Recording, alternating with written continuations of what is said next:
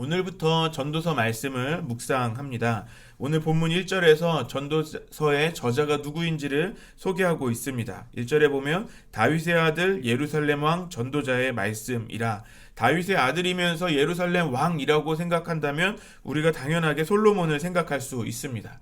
솔로몬은 자기 자신에 대해서 소개할 때 자신을 다윗의 아들이라고 소개합니다.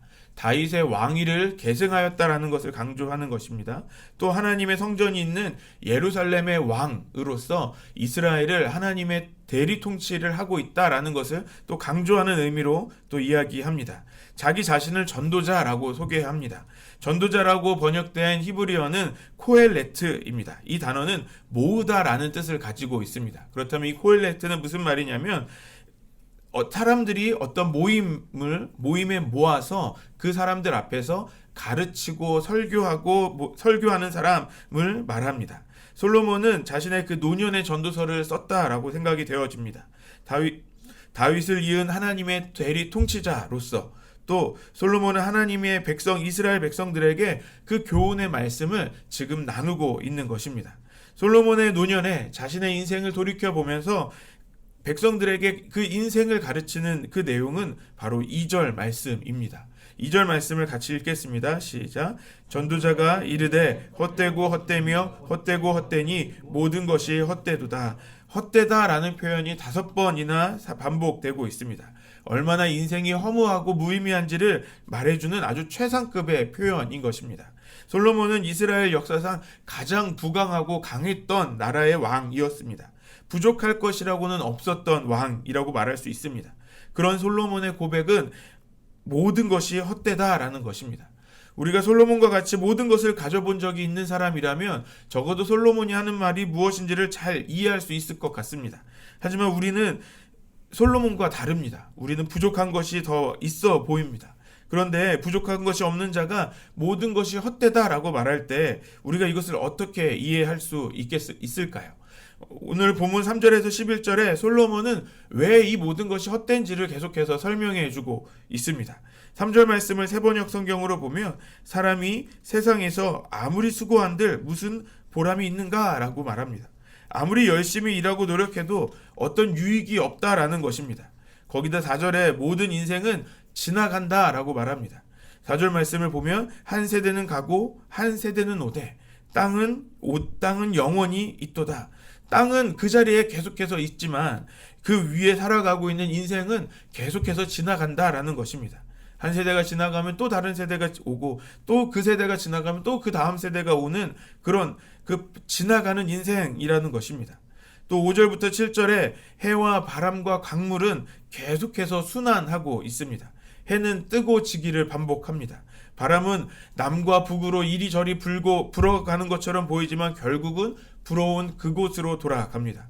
강물은 계속해서 바다를 향해 흘러갑니다만 그 바다를 다 채우지도 못하면서 어느 곳에서 일어나는 강물이든지 그 바다를 향해서 나아갑니다. 그래서 8절에 말로 다 할 수 없을 만큼 만물은 다 피곤하다라고 말합니다. 눈과 귀로 다 담을 수 없을 만큼 이 세상은 피곤하다라고 말하고 있습니다. 우리 9절과 10절 말씀을 또 읽겠습니다. 시작. 이미 있던 것이 후에 다시 있겠고 이미 한 일을 후에 다시 할지라. 해 아래에는 새 것이 없나니 무엇을 가리켜 이르기를 보라 이것이 새 것이라 할 것이 있으랴. 우리가 있기 오래전 세대들에도 이미 있었느니라. 모든 것이 헛되고 헛된 이유 중에 또 하나는 그러니까 이 세상에 해 아래 이 세상에는 새 것이 없기 때문이라고 말합니다. 사람들은 자신이 새로운 것을 말하고 새로운 것을 만들었다라고 말할 수도 있겠습니다. 그것으로 자신을 자랑스러워할 수도 있습니다. 하지만 그것은 이미 그 오래전 과거에 있었던 것이라고 과거의 세대에 있었던 것이기 때문에 전혀 새로운 것이 아니라고 말하는 것입니다. 세상에 있는 모든 것들은 하나님의 창조의 섭리 안에서 새로운 것일 수 없다라는 것입니다. 11절에 이전 세대의 기억됨이 없다라고 말합니다. 이전 세대를 기억하지 못하기 때문에 우리가 이전에 어떤 일들이 있었는지를 기억하지 못하고 있기 때문에 우리는 새 것을 말하는 것처럼 생각할 수도 있겠습니다. 하지만 이미 이전에 있었던 것이기 때문에 그것은 새로운 것이 아닙니다. 또 11절에 말씀한 것처럼 이전의 세대는 이미 기억되지 못했습니다. 또 장래의 세대도 그 후대에 기억되지 못할 것이다 라고 말하고 있습니다. 결국 우리의 세대는 잊혀지는 그런 헛된 시간들이 된다라는 것입니다. 왜 헛된 세상인지를 오늘 솔로몬은 본문을 통해서 말해주고 있습니다. 처음에 말씀드렸던 것처럼 솔로몬은 이스라엘 역사에서 가장 강하고 부귀했던 시절의 왕이었습니다. 모든 것을 가지고 있고 부족함이 없는 그 왕에게 왜 이 모든 것이 헛될 뿐인지 이해가 되지 않았습니다. 솔로몬이 마치 염세주의자인가 하는 생각도 하기도 했습니다. 3절 말씀을 다시 한번 읽겠습니다. 시작. 해 아래에서 수고하는 모든 수고가 사람에게 무엇이 유익한가? 오늘 본문을 다시 살펴보면 전도자 솔로몬이 말하는 이 허무한 세상은 구별되는 시점이 있습니다. 그것은 바로 해 아래라는 것입니다. 3절 말씀을 시작하면서 해 아래에서 하는 수고가 무엇이 유익한가 라고 말합니다. 또 9절에도 이 해 아래의 세상에는 새 것이 없다고 말합니다.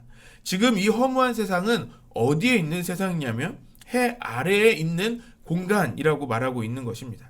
이것은 히브리인들의 사고방식에서 나온 문학적인 표현입니다. 히브리인들은 하나님은 하늘에 거하시고 사람은 그 태양 아래에 살아가고 있다라고 이해했습니다. 그렇다면 해 아래라는 이 공간은 하나님이 함께 하시지 않는 세상, 하나님과 분리되어 있는 인생을 말하는 것입니다. 그래서 하나님과의 관계가 끊어져 있는 그 세상 가운데 그 살아가는 인생은 헛될 뿐이다 라고 말하고 있는 것입니다.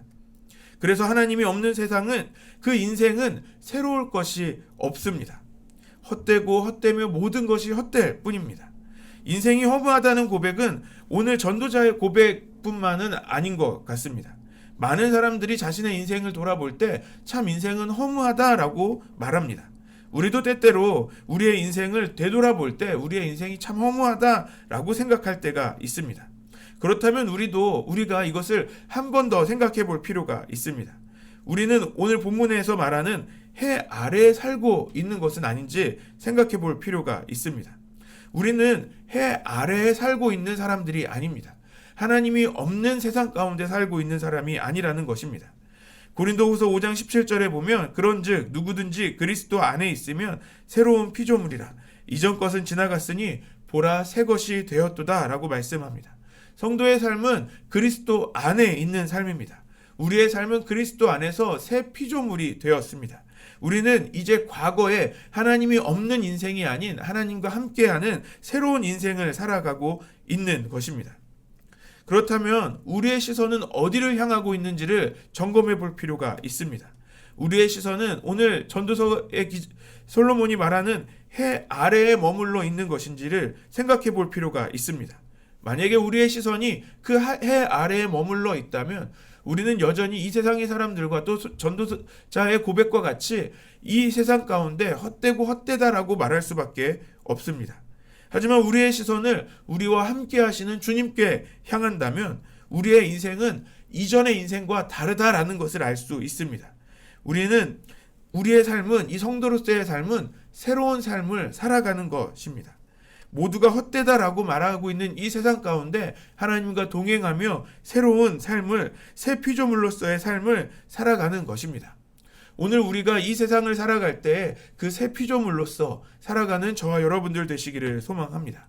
이 세상의 사람들은 이 세상을 살아가는 것을 헛되다라고 말하지만 우리는 하나님과 동행하며 하나님과 함께하며 새로운 인생, 그 무의미하고 헛된 인생이 아닌 하나님과 함께하는 의미 인생을 살아가는 것입니다.